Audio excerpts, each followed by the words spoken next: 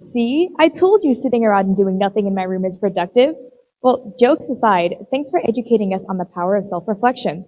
Someone else who was also musically inclined, having played piano for nearly a decade, this following rhetorician will be elucidating the pernicious ramifications of vaping. Don't hold your breath. Here is Adam Abbass.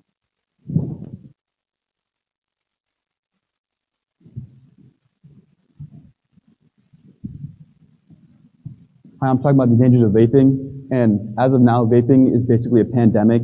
It's slowly been spreading throughout kids and schools for years, and every year, the amount of people that do vape has been increasing exponentially. One of the reasons why vaping is so bad is because the nicotine in vapes. So nicotine is a prevalent drug that is in vapes and is highly addictive. And if people try to quit vaping, their blood pressure and adrenaline levels increase, which can cause deadly heart attacks or strokes, which can potentially kill people. And then on that image right there are some of the side effects and just negative impact that nicotine has on people's bodies. Another reason are the disease and illnesses that vaping can cause. First one is lung disease, which kills 4 million people every year.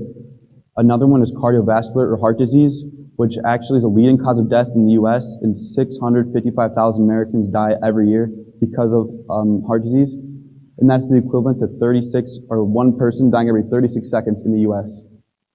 Another main reason is nicotine poisoning. This won't happen just from vaping unless you excessively vape, but if you ingest nicotine or gets on your skin, nicotine poisoning can happen and it can cause deadly seizures. And then another main illness that it can cause, or disease, is risk of stroke. And strokes kill 137,000 Americans every year. And the risk increases it can up to triple just because you vape. Another reason is the cost. Now, not only does your body take a big toll from vaping, but you're basically paying just to damage it. An average person spends about $50 to $75 every month just for vaping. That is the equivalent to $600 to $900 every year. And most people who start vaping do not quit because it is very addictive because of the chemicals in it, such as nicotine. And that is the equivalent to spending $30,000 to $45,000 for 50 years, and that is just the average person. Basically, when people vape, dopamine is produced in their brain, which gives them a feel-good feeling, and that is another reason why they do not want to quit.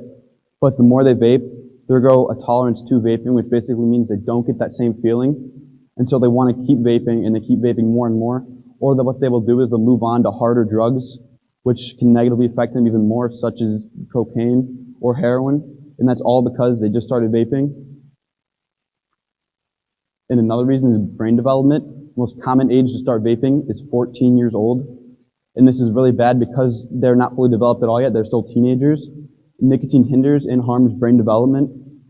And it can cause mental disorders and impairments such as depression and anxiety, which can completely ruin somebody's life.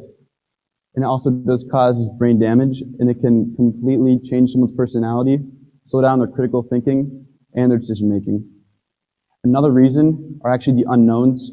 People smoked for about 7,000 years before they realized the true impact it had on people. It can cause mouth and throat cancer. It increases the risk of stroke, and there are many more negatives of it. Vaping has only been around for 10 years, and the amount they actually know about it is it's a fraction of what they know about smoking. So people do end up vaping because they think smoking is vaping is a better alternative to smoking, but that is not 100% true because there's not a lot of research done on vaping compared to smoking. And that's about it. Thank you.